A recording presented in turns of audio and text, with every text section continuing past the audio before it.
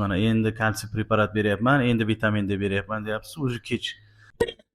Mushaklarim tonus pastroqdami? Mushaklar tonus past. Oyoqchalarni ko'ramiz.